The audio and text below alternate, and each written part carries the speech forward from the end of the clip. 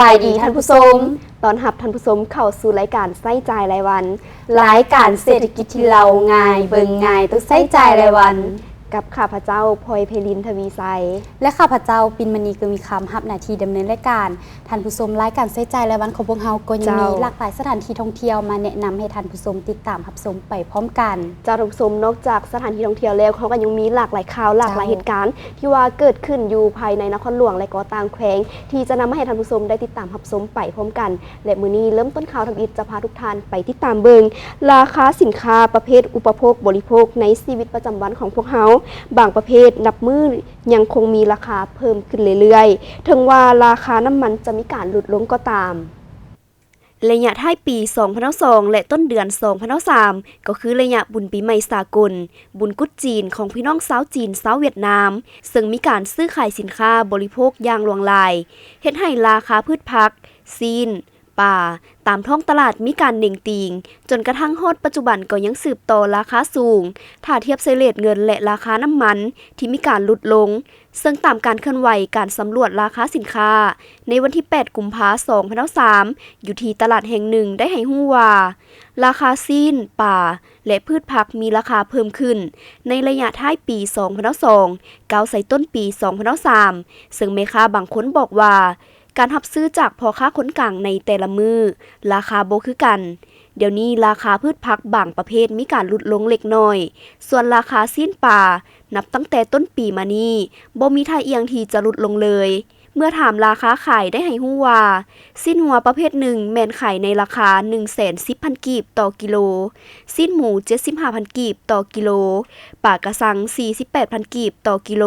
ส่วนผักแม่นเริ่มต้นราคา 10,000 กีบต่อกิโล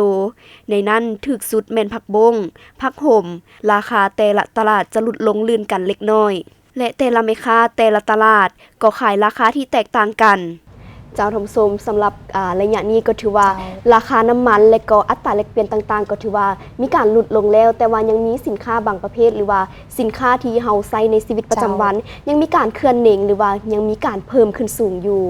เจ้าท่านผู้ชมและข่าวต่อไปนี้จะพาท่านผู้ชมไปติดตามบริษัทเฮอนานสร้างจิ๋วเทคนิคกสิกรรมจำกัดโดยมีการจัดสรรวางแผนการปลูกต้นหมักม่วง5 สายพันธุ์พวมให้มากอย่างหลวงหลายเพื่อรอท่าการเก็บขายและการส่งออก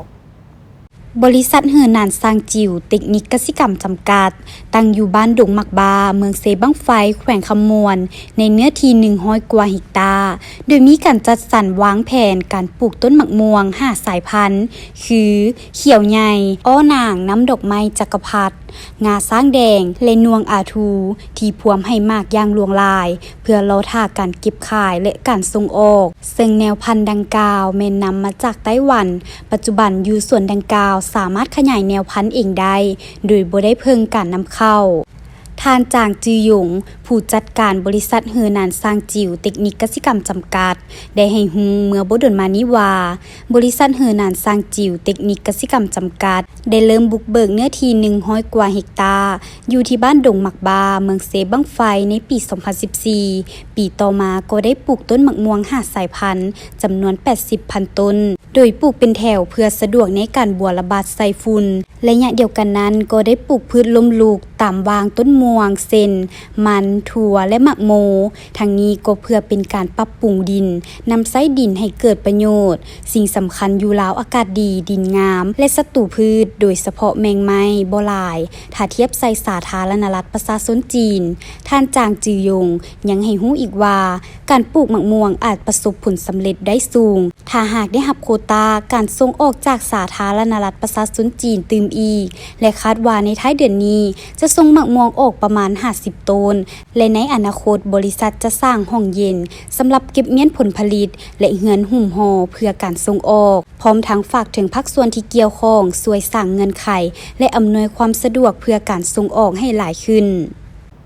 เจ้าท่านผู้ชมและข่าวต่อไปจะพาทุกท่านไปติดตามเบิงรถไฟจีนลาวคือจุดเปลี่ยนสำคัญสำหรับภาคเศรษฐกิจของสาธารณรัฐประชาธิปไตยประชาชนลาวบ่ว่าจะเป็นเรื่องการค้าการลงทุนหรือว่าการท่องเที่ยวท่านผู้ชมเห็นอยู่นี่คือสินค้าเกษตรกรรมประเภทพืชผักจากสาธารณรัฐประชาชนจีนจำนวน19 ตู้คอนเทนเนอร์ ถูกขนส่งจากคุนหมิงประเทศจีนโดยผ่านรถไฟจีนลาวเพื่อส่งต่อการขนส่งผ่านรถไฟลาวไทยซึ่งมีปลายทางกระจายสินค้ากสิกรรมแล้วนี้สู่ตลาดต่างๆในประเทศไทยท่านสุดใจหลวงโคตรผู้บริหารบริษัทเก้าเจริญลาวบอกกับทีมข่าว VTE นายของพวกเขาว่าการขนส่งสินค้ากสิกรรมจากจีนในครั้งนี้ถือว่าเป็นขบวนรถไฟขนส่งสินค้ากสิกรรมขบวนทำอิฐจากประเทศจีนผ่านประเทศลาวไปประเทศไทยซึ่งเป็นผลการร่วมมือกันระหว่างบริษัทเก้าเจริญเทนทรานสปอร์ตจำกัดและบริษัทโกลบอลมัลติโมดอนโลจิสติกจำกัดหรือ GML ที่เป็นบริษัทลูกของปตท.ถือว่าเป็นผลงานการเสริมต่อระบบการขนส่งพันธมิตรในประเทศลาวและจีนสำหรับตู้พักกับพืชนี่มันเป็นข้างทมิตรจากจีนเข้าไปไทยซึ่งว่าอันนี้มาจากจีนนี่ชื่อเข้าไปตลาดไทยแล้วจากไทยไปยังประเทศจีนเราเคยได้นำส่งเขาก็เคยมีหมักไม้เป็นต้นมีหมักทุเรียนหมักม่วงแล้วก็หมักไม้ตามฤดูกาลของไทยแม่นเขามีแผนแม่นที่เอาออกไปรัสเซียแล้วก็ออกไปยุโรปผ่านเส้นทางรถไฟแม่นผ่านการขนส่งทางราง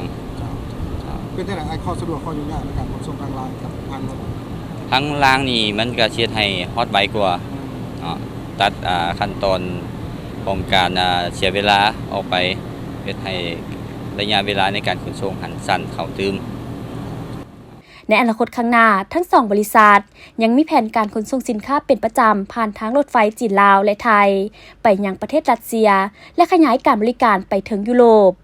โครงการทางรถไฟจีนลาวแม่นโครงการร่วมมือยุทธศาสตร์ของ2ประเทศลาวจีนซึ่งพรรคและรัฐบาลของ2ประเทศได้เอาใจใส่เป็นพิเศษและเปิดนำใช้เส้นทางรถไฟลาวจีนในท้ายปี2021เป็นต้นมาเส้นทางดังกล่าวได้นำเอาผลประโยชน์มาให้ทั้ง2ประเทศและบรรดาประเทศอ้อมข้างหลายอย่างบ่ว่าจะเป็นการส่งเสริมการแลกเปลี่ยนสินค้าซึ่งกันและกันอย่างเช่น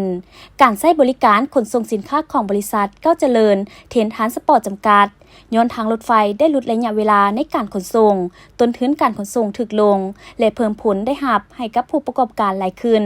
พร้อมเดียวกันนั้นยังช่วยเข้าในการเสริมโจทย์ยุทธศาสตร์หันประเทศที่บ่มีชายแดนติดจอดกับทะเลให้กลายเป็นประเทศเชื่อมโยงกับภาคพื้นและสากลอย่างแท้จริงเจ้าทำส้มสำหรับเส้นทางรถไฟจีนลาวนับตั้งแต่เปิดให้บริการแล้วก็ถือว่าเป็นอีกแขนงการหนึ่งที่ว่าส่งเสริมให้พ่อแม่ประชาชนได้มีเวียกเหตุงานทำและก็สามารถสร้างรายรับเข้าสู่ภายในประเทศอีกด้วยเจ้าท่านผู้ชมและข่าวต่อไปจะพาท่านผู้ชมไปเบิงกาแฟปากซองแขวงจำปาสักของสาธารณรัฐประชาธิปไตยประชาชนลาวนับว่าเป็นกาแฟที่มีชื่อเสียงของประเทศลาวภาคใต้และล่าสุดลาวติดอันดับการผลิตกาแฟอยู่อันดับที่13ของโลกอิงตามบทรายงานขององค์การอาหารและการเกษตรหรือฟราวในปี 2021ชี้ให้รู้ว่าสาธารณรัฐประชาธิปไตยประชาชนลาวอยู่อันดับที่13ของโลกในการผลิตกาแฟสามารถผลิตได้ 161,200 ต้นและมีประเทศอื่นๆตามลำดับคือดังนี้ 1. บราซิล 2. เวียดนาม 3. อินโดนีเซีย 4. โคลอมเบีย 5. เอธิโอเปีย 6. ฮอนดูรัส 7. ยูกันดา 8. เปรู 9. อินเดีย 10. กัวเตมา 11. เม็กซิโก 12. นิการากัว 13. ลาวส์ 14. เอลวอริโคส 15. ไชน่าเจ้าท่านผู้ชมมาในระยะนี้เฮาไปติดตามชมโฆษณากันก่อนแล้วจึงกลับมาพบกับรายการใส่ใจรายวันกับพวกเฮา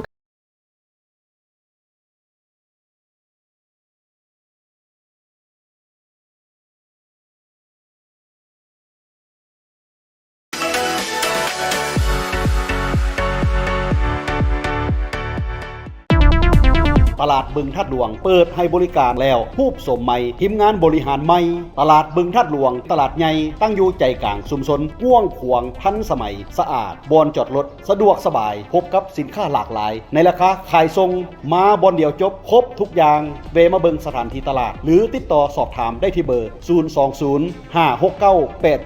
020-569-87963ด่วนพอค่าเสาขายจับจองเรือจำนวนจำกัดแล้วขายดีด้วยกำลังซื้อที่หลวงหลายบวกใส่กับกิจกรรมส่งเสริมการขายที่ทางตลาดจัดขึ้นอย่างต่อเนื่องตลาดบึงทัดหลวงเปิดให้บริการแล้วมาบอนเดียวจบครบทุกอย่าง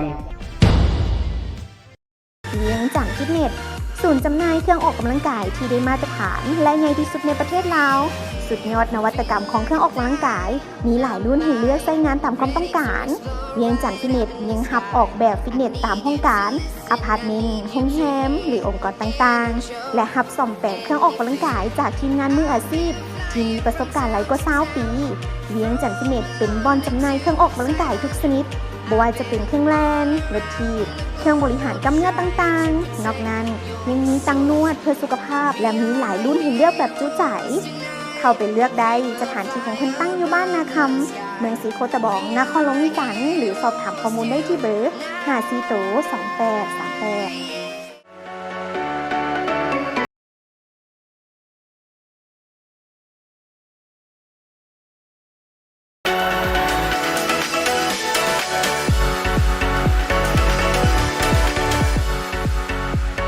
ตอนรับท่านผู้ชมเข้าสู่รายการใส่ใจรายวันกับพวกเขากันต่อและระยะนี้เขาก็ยังมีหลากหลายข่าวหลากหลายเหตุการณ์ที่ว่าน่าสนใจ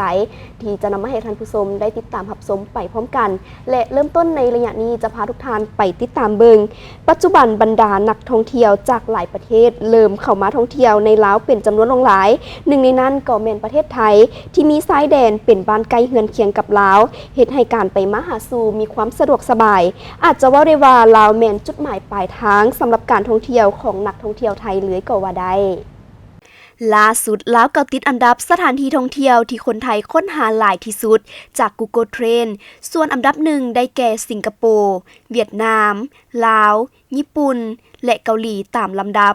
ลาวเฮาเองก็ขอให้ร่วมเป็นเจ้าภาพที่ดีในการต้อนรับนักท่องเที่ยวจากต่างประเทศเพื่อฟื้นฟูการท่องเที่ยวให้กลับมาคึกคืนอีกครั้งหลังจากผ่านกับการระบาดของโควิด -19 เกือบ 3 ปีเจ้าทำส้มและข่าวต่อไปนี้เขาก็ยังอยู่กันที่ข่าวของการท่องเที่ยวซึ่งว่าวันที่14 กุมภาพันธ์หรือวันพักเสาร์อาทิตย์นี้อากาศร้อนๆแบบนี้หลายคนคงคิดถึงการไปลิ่นหาดและอีกสถานที่หนึ่งที่พวกเขาทั้งสองคนอยากจะไปแนะนำก็คือหาดทาเมืองแก้วอุดมแขวงเวียงจันทน์ฤดูร้อนเริ่มมาแล้วหลายคนคงคิดฮอดเวลาลิ่นหาดลงน้ำหาดทาก็เป็นอีกหนึ่งสถานที่ท่องเที่ยวที่จะเริ่มเปิดให้บริการในวันที่14 กุมภาพันธ์ 2023 นี้สถานที่ท่องเที่ยวฤดูแล้งที่ใกล้นครหลวงเวียงจันทน์ที่สุดขับรถประมาณ1 ชั่วโมงป่ายก็ฮอดแล้วและทานจะได้สัมผัสกับบรรยากาศที่สวยสดงดงามน้ำใสไหลเย็นสดชื่นเหมาะสมกับอากาศร้อนแบบนี้หาดทาตั้งอยู่ที่เมืองแก้วอุดมแขวงเวียงจันทน์เสาร์อาทิตย์นี้ใครที่เดินทางกลับบ้านทางแขวงเวียงจันทน์ก็สามารถไปพักผ่อนได้เจ้าท่านผู้ชมก็ถือว่าวันที่14 กุมภาพันธ์ก็เป็นวันแห่งความรักหลายคนก็คงจะซ่องหาสถานที่ท่องเที่ยวและพวกเรา2คนก็อยากแนะนำเลยสถานที่ท่องเที่ยวทางแขวงเวียงจันทน์นั่นก็คือหาดทาที่บ่ไกลจากนครหลวงเวียงจันทน์และก็มีสถานที่สวยสดงดงาม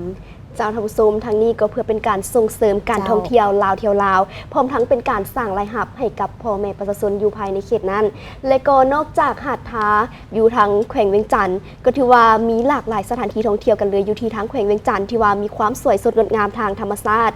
เจ้าท่านผู้ชมและนอกจากเรื่องราวข่าวแล้วรายการใส่ใจรายวันของเขายังมีอัตราแลกเปลี่ยนราคาคำและก็ราคาน้ำมันมาให้ท่านผู้ชมได้ติดตามรับชมไปพร้อมกัน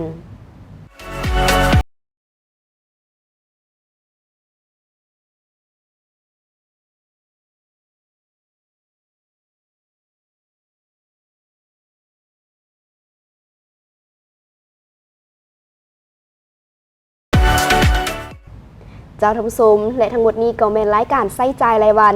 รายการเศรษฐกิจที่เราง่ายเบิ่งง่ายต้องใส่ใจรายวันและอย่าลืมพวกเรามีนัดกันเวลาเดียวกันนี้และท่านสามารถติดตามรับชมพวกเราย้อนหลังในทีทุกช่องทางออนไลน์ของโทรภาพนครหลวงเวียงจันทน์ VTE9เจ้าท่านผู้ชมมาฮอนี้รายการใส่ใจรายวันของพวกเราก็หมดเวลาลงแล้วขอขอบใจผู้ให้การสนับสนุนกลุ่มบริษัท31พัฒนาเวียงจันทน์ฟิตเนสมาฮอนี้พวกเราทั้ง2คนพร้อมด้วยทีมงานโทรภาพนครหลวงเวียงจันทน์ลาท่านผู้ชมไปก่อนสำหรับมื้อนี้สบายดี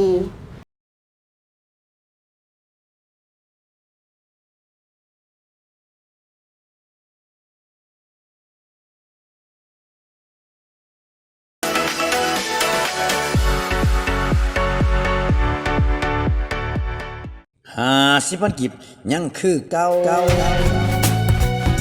ประกันภัยสบายยานพาหนะนับแต่4ล้อจนถึง22ล้อซื้อประกันภัยปีละ1 ล้านกีบคุ้มครองสูงถึง 100 ล้านกีบเสียชีวิตหรือว่าพิการถาวรคุ้มครอง40 ล้านปิ่นปัวนอนน้องหมออื่นๆคุ้มครอง10 ล้านกีบต่อ1ครั้งซ่อมแปลงพาหนะ15 ล้านกีบต่อ1ครั้งซื้อประกันภัยง่ายๆสบายๆเพียงแต่รถของฐานมีเอกสารครบถ้วนมีการกฎการเทคนิคในปีนั้นทานก็สามารถซื้อประกันภัยนำตัวแทนขายประกันใกล้บ้านทานหรือว่าจะซื้อผ่านแอปพลิเคชันของบริษัทก็ได้สนใจสอบถามข้อมูลเพิ่มเติมได้ที่บริษัท HPC ประกันภัยจำกัดบ้านหนองนาทองหอม4เมืองศรีโคตะบอกนครหลวงเวียงจันทร์โทรศัพท์0212638881